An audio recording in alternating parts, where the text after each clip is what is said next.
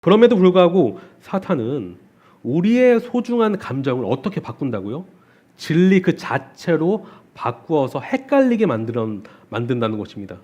우리가 젊은 세대로 가면 갈수록 이런 현상은 더 뚜렷해져요.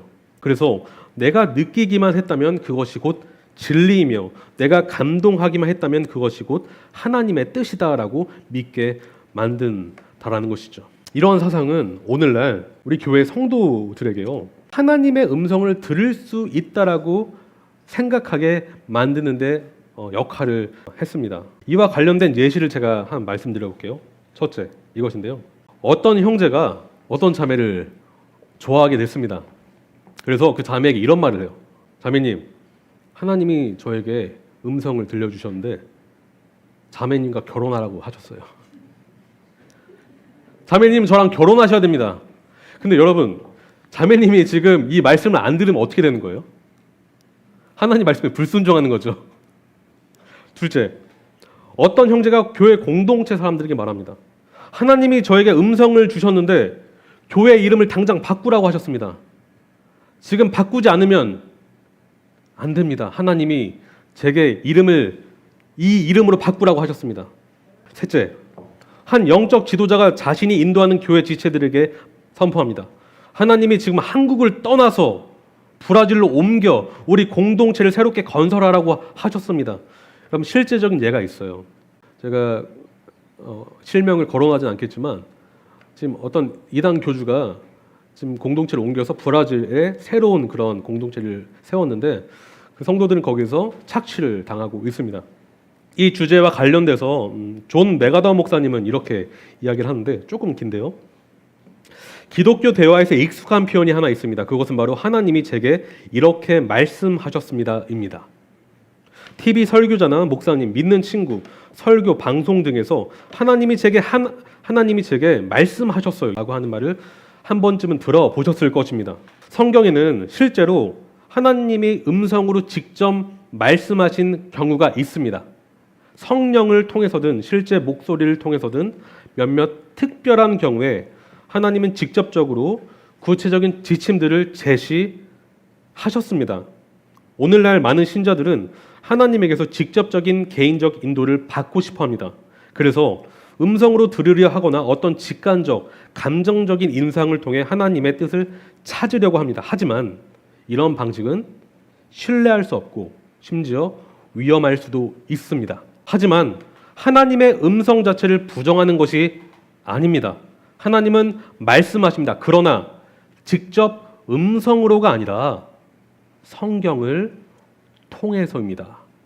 성경은 수많은 의심과 도전에 견디며 오늘까지 살아남은 하나님의 신비롭고 유일한 방법입니다.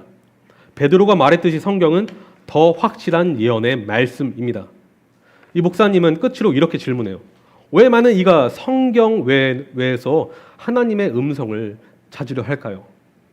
성경 외 다른 계시에 의존하려는 이유는 성경이 충분하지 않다라고 생각하기 때문입니다.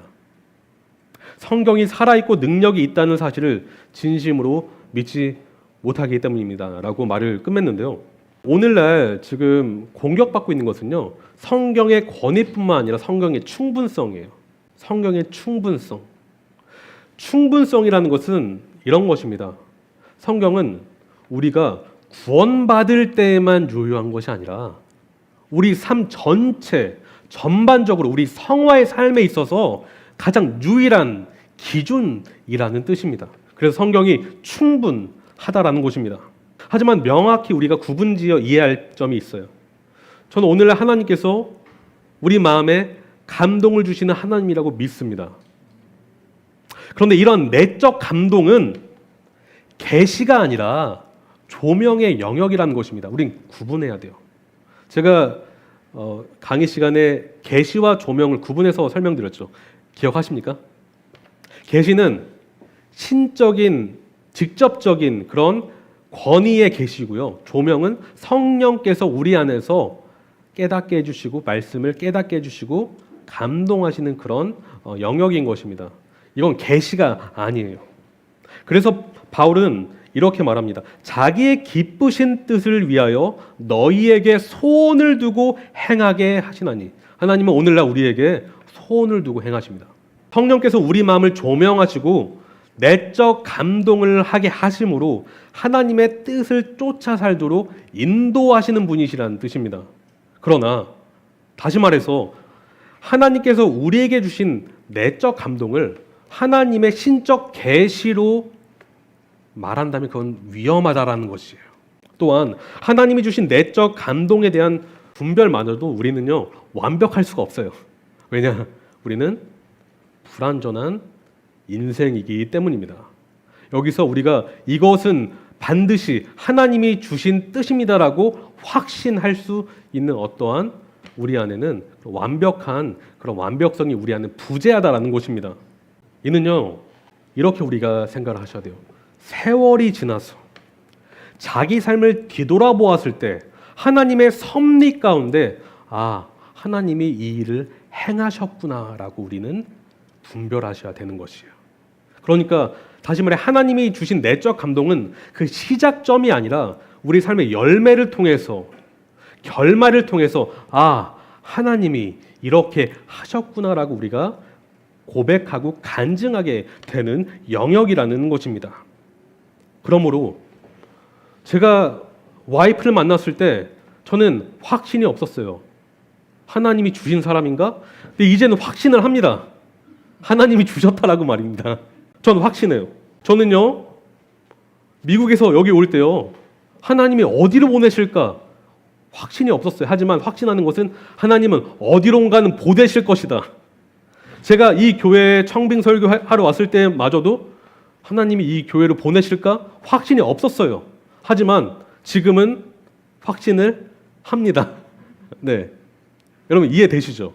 이해되시죠? 전 지금 참된 영성에 대해 설교하고 있습니다.